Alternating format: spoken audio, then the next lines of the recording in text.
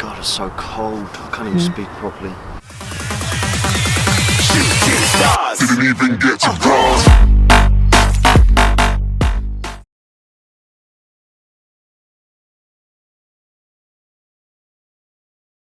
Hi guys, Chris here from Coach My Skills. Coming today here with another short video for you. I've had a couple of requests about this one, so today I'm doing soccer fitness.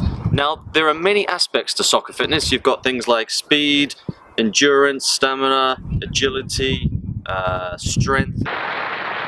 So only today is what I want to focus on is building that base fitness. So if you're starting from like an off season and you're starting to work into a season that's upcoming and you're in pre-season with that and you want to start from the bottom and try and build that base up, that's the sort of fitness that I'm talking about now. So I want to just talk through three different types of training that you can do to help improve that soccer fitness. So just before you get started with any fitness work, of course it's important with these things to warm up properly. Now I'm not going to talk about a warm up today, maybe we'll do that in another video, but make sure that you warm up properly.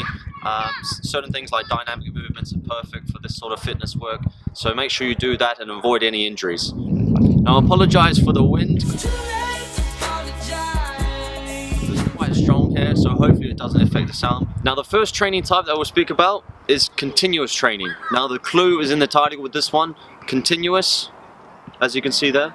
So it's a form of training that is a low aerobic training, so you're doing it at low intensity, but you do it for a longer period of time. So that's something like, you know, if you go into the gym, you're 30 minutes on a bicycle, a low intensity, keep it going for 30-40 minutes. It's a long period. So this is a good sort of training to begin with. It's a baseline training. So for the first, I would recommend for the first 1 to 2 weeks of your initial training of your off season, you stick to continuous training to try and build that base up of your fitness. After you've built that base up of your fitness, after 1 to 2 weeks, you can start moving on to these other different types of training I'm about to speak about.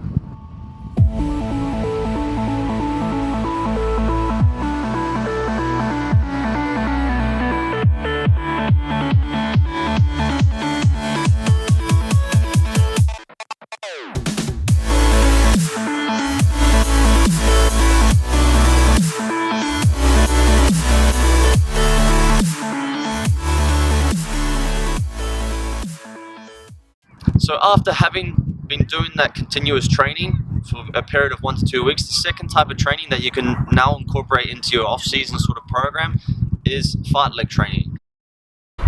Believe it or not, that fartlek training means speed play in Swedish, of all languages. So for me, fartlek runs are like the holy grail for soccer fitness. What they are is basically, it's like a small surge of increased speed, and then you follow that up with coming back to your normal zone and recovering and then trying to repeat again. So it's very much specific to a football game where you're making short dashes, short sprints, and then you want to try and recover as quickly as possible. So they're perfect for football and something that you need to incorporate to build that soccer fitness base up. Now to start off with the fartlek runs, I would recommend just doing things like a 20-minute timed run, and you can do say a 3-minute jog and then do a fartlek run for 1 minute where you increase the speed, run at sort of 70 to 80% of your maximum. That's all it is. It's not a full out maximum run. You're not trying to hit the red line of things. You're not trying to push yourself to the limits. It's at a good pace like that. And then after you've done your minute, you're then going to recover again for those 3 minutes. So it's like I said, it's very specific for football. It's very relevant. So it's something you should definitely incorporate in your training.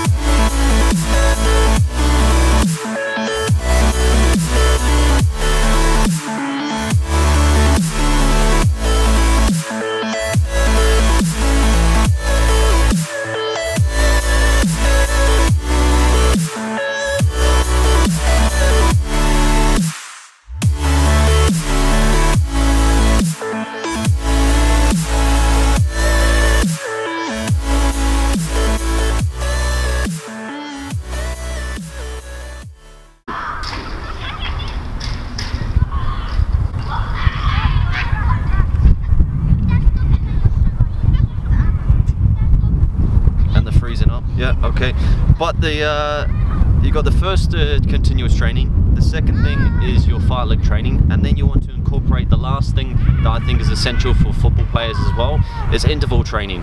Now, interval training could seem a little bit similar to the fartlek training, but I can assure you it's not. And what that is a higher intense for shorter periods of time, but the rest is almost equivalent to the amount of time that you're working.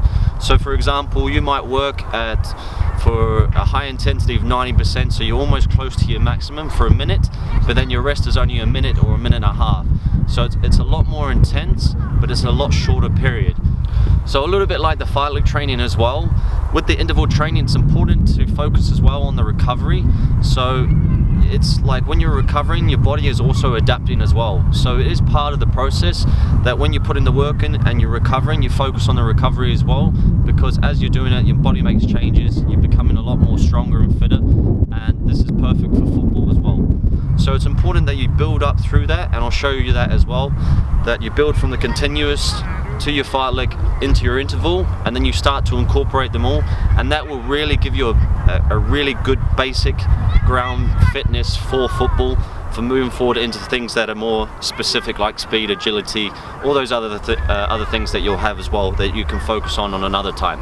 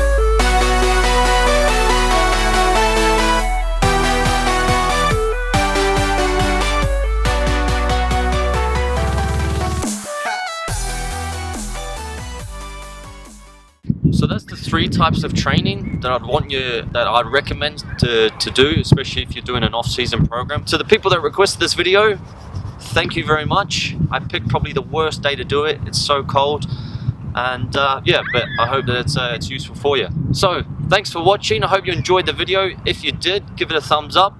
If you feel sorry for me standing in the cold, give me a thumbs up as well, and I'll see you in the next video.